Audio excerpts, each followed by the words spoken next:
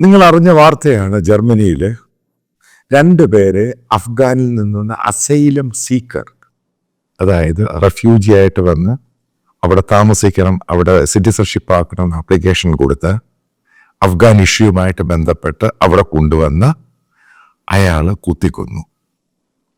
ഒന്ന് 2 വയസ്സുള്ളൊരു കുട്ടിയാണ്, മൊറോക്കനാണ്.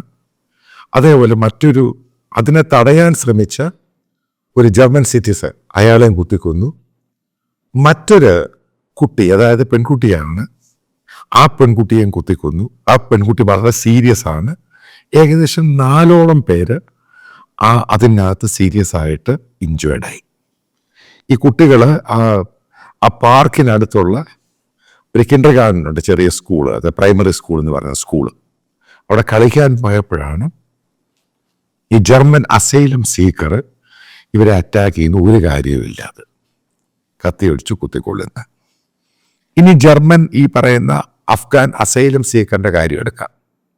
ഇയാൾ ആരായിരുന്നു?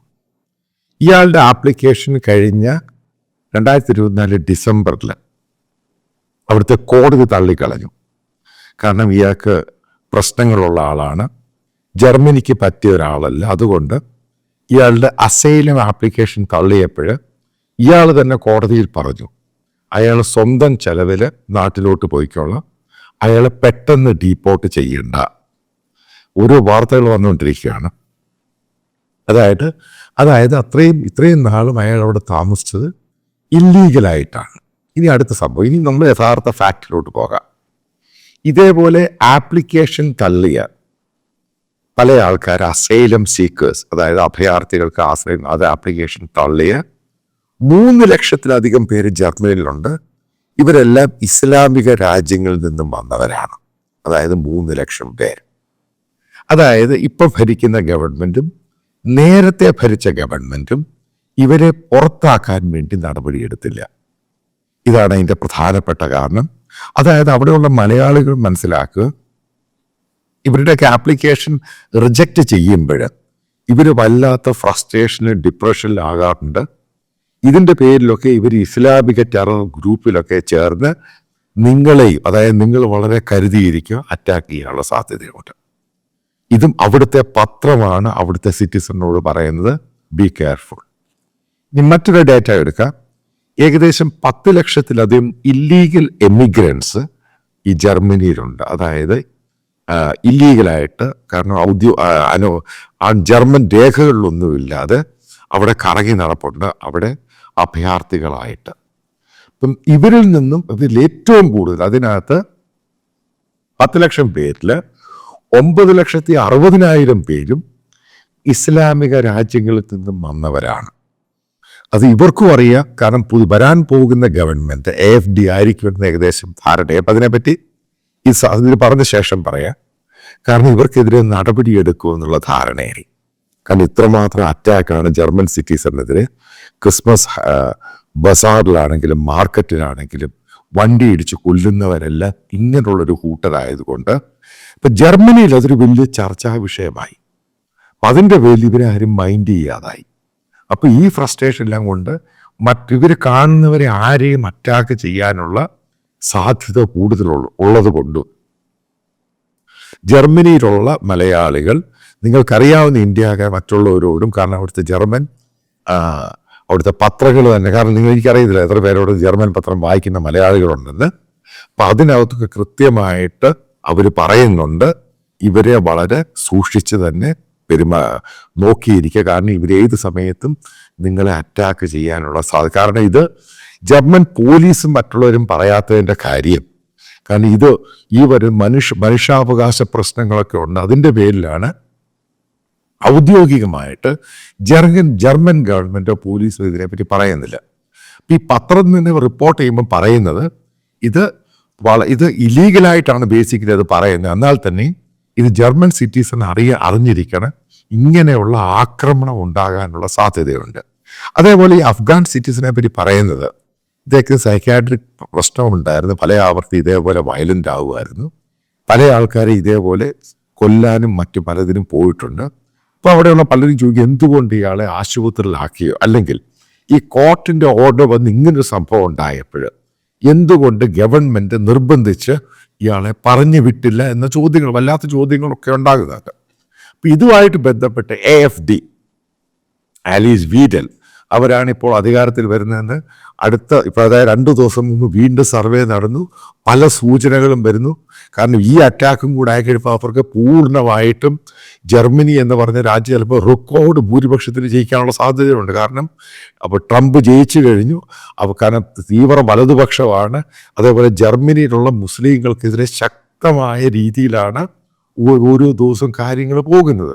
ഇപ്പം ഏതെങ്കിലും ഇപ്പം ഇവർ വരുമെന്നുള്ള കാര്യം ഏകദേശ ധാരണയായി. അതായത് അവിടെയുള്ള ലിബറൽ, അത് ക്രിസ്ത്യൻ ഡെമോക്രാറ്റിക്കിനെ സപ്പോർട്ട് ചെയ്യുന്ന പത്രങ്ങൾ പോലും ഈ പറയുന്ന ആലീസ് വീഡൽ, അതായത് AFD, ആൾട്ടർനേറ്റീവ് ഫോർ ജർമ്മനി, അതായത് ഡോയ്ച്ച്ലാൻഡ്, അവർ ജയിക്കുമെന്ന് അവർ തന്നെ പറയാൻ തുടങ്ങി.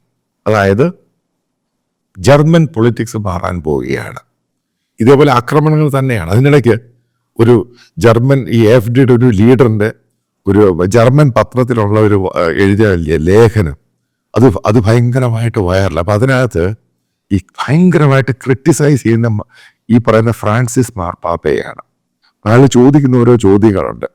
ഈ ആഫ്രിക്കയിലും ഈ ബൊക്ക ഹറാം ഇത്രമാത്രം ആളുകൾ കൊല്ലപ്പെട്ടിട്ടും മരിച്ചിട്ടും ഒന്നും മിണ്ടാതിരുന്ന ഈ ഫ്രാൻസിസ് മാർപ്പാപ്പയ്ക്ക് ഈ യൂറോപ്യൻ രാജ്യങ്ങളിൽ ഈ കൊല്ലപ്പെടുമ്പോൾ അയാളത്തെ സന്തോഷിക്കുകയാണ്. കാരണം അയാൾ മുഖാന്തരമാണ് ഇത്രയും പേര് ജർമ്മനിയിലും യൂറോപ്യൻ രാജ്യങ്ങളും വരാനിട വന്നത്.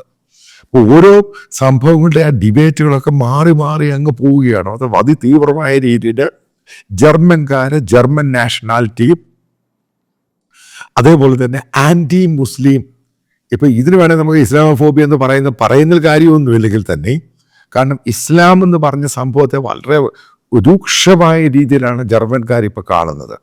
അതിൻ്റെ പേരിൽ AFDയും ആലീസ് വീഡലും വലിയ ഭൂരിപക്ഷം കിട്ടുമെന്നാണ് പുതിയ പല സർവേകളും പറയുന്നത്. അപ്പോൾ അതുകൊണ്ട് ഞാനിപ്പോൾ ഇത് വീഡിയോയിൽ പറയാൻ പ്രധാനപ്പെട്ട കാര്യം ഈ ജർമ്മൻ പത്രത്തിൽ വന്ന വാർത്തയാണ്. അതായത് നിങ്ങൾ വളരെ കരുതിയിരിക്കും, ഏകദേശം 10 ലക്ഷത്തിന് മുകളിൽ അവിടെ ഇല്ലീഗലായിട്ടുള്ള അഭയാർത്ഥികൾ, അവരുടെ മിക്കവാറും പുതിയ ഗവൺമെൻറ് വരും. ഇവർക്കും അറിയാം പുതിയ ഗവൺമെൻറ് AFD വന്നു കഴിഞ്ഞാൽ ഇവരെ എത്രയും വേഗം അവിടുന്ന് പുറത്താക്കും. അതായത് 100% ഇവരെ പുറത്താക്കും. അതേപോലെ തന്നെ 3 ലക്ഷം അസൈലം സീക്കേഴ്സ് അവരുടെ ആപ്ലിക്കേഷൻ റിജക്റ്റ് ചെയ്തിട്ടുണ്ട്. അപ്പോൾ അവർക്കും അറിയാം അവരെ പുറത്താക്കും. അതായത് ഇപ്പോഴത്തെ സ്കോൾസിൻ്റെ ഗവൺമെൻറ് പറഞ്ഞിരിക്കുന്നത് വളരെ സീരിയസ് ആയിട്ട് എടുക്കുകയാണ്.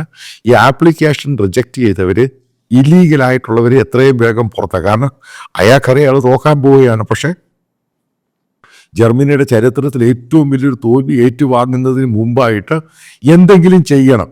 അതിൻ്റെ ഭാഗമായിട്ട് ഈ പറയുന്ന ഇല്ലീഗലായിട്ടുള്ളവരെ മുഴുവനും പുറത്താക്കാൻ ചിലപ്പോൾ രണ്ടും കൽപ്പിച്ച് മുഴുവനും കാര്യങ്ങൾ എടുക്കാനുള്ള സാധ്യതയുണ്ട്. അപ്പം അത് എങ്ങനെയാണ് ഈ ഇല്ലീഗലായിട്ട് ജീവിക്കുന്നവർ, താമസിക്കുന്നവർ, അവർ ആദ്യം അറ്റാക്ക് ചെയ്യുന്നത് അവിടെ സാധാരണക്കാരായ നിങ്ങളെ ആയിരിക്കും. അതുകൊണ്ടാണ് വീണ്ടും ഞാൻ ആവർത്തിക്കുന്ന, ജർമ്മൻ പത്രം വായിച്ചിട്ട് തന്നെയാണ് പറയുന്നത്, നിങ്ങൾ വളരെ കരുതിയിരിക്കണം എപ്പോഴാണ് അറ്റാക്ക് ഉണ്ടാകുന്നത്. കാരണം അവർക്കും അറിയാം അവർ പോയേ മതിയാവത്തുള്ളൂ. അപ്പോൾ എന്തെങ്കിലും ചെയ്തിട്ട് പോവുക എന്നുള്ളതിൻ്റെ ഭാഗമായിട്ട്, കാരണം ഇവരെല്ലാം ഇസ്ലാമിക രാജ്യങ്ങളിൽ നിന്നുള്ളവരാണ്. അവിടെ ഗവൺമെൻറ്റിൻ്റെ പല പ്രസ്താവനകളും അതേപോലെ AFDയുടെ പ്രസ്താവനയും മദ്രസകളടയ്ക്കും മുസ്ലിം പള്ളികളടയ്ക്കും എന്നുള്ളതൊക്കെ ഇവരെ വല്ലാതെ പ്രകോപിപ്പിച്ചിട്ടുണ്ട്. അപ്പോൾ അവിടെയുള്ള സാധാരണ ജനങ്ങളെ അറ്റാക്ക് ചെയ്യാനുള്ള സാധ്യത കൂടുതൽ. അതുകൊണ്ട് കരുതിയിരിക്കും. ഒരു കാര്യം കൃത്യമായിട്ട് പറയാം, അതായത് AFD അവിടെ ജയിക്കാനുള്ള സാധ്യത വളരെയധികം 90% മുകളിലാണ്. അതുകൊണ്ട് നിങ്ങളും ഇത് അറിഞ്ഞു തന്നെ വോട്ട് ചെയ്യുക. അവിടെ എലീറ്റ് ക്ലാസ് മുസ്ലിം AFDക്കാണ് വോട്ട് ചെയ്യുന്നത് അവർ തീരുമാനിച്ചു കഴിഞ്ഞു. കാരണം ഈ ഇല്ലീഗലായിട്ടുള്ള ആൾക്കാരെ മുഴുവൻ മുസ്ലിങ്ങളെ ഈ മത തീവ്രവാദമായിട്ട് നടക്കുന്നവർ ഒഴിവാക്കണം എന്നുള്ളതിനാണ് അവരും വിശ്വസിക്കുന്നത്. അതായത് യൂറോപ്പിൻ്റെ വലിയൊരു മാറ്റമാണ് വരാൻ പോകുന്ന ഈ ഫെബ്രുവരി 23 തീയതി നടക്കുന്ന ഇലക്ഷനിൽ ജർമ്മനിയുടെ വിധി പ്രസ്താവന എന്ന് പറയുന്നത്.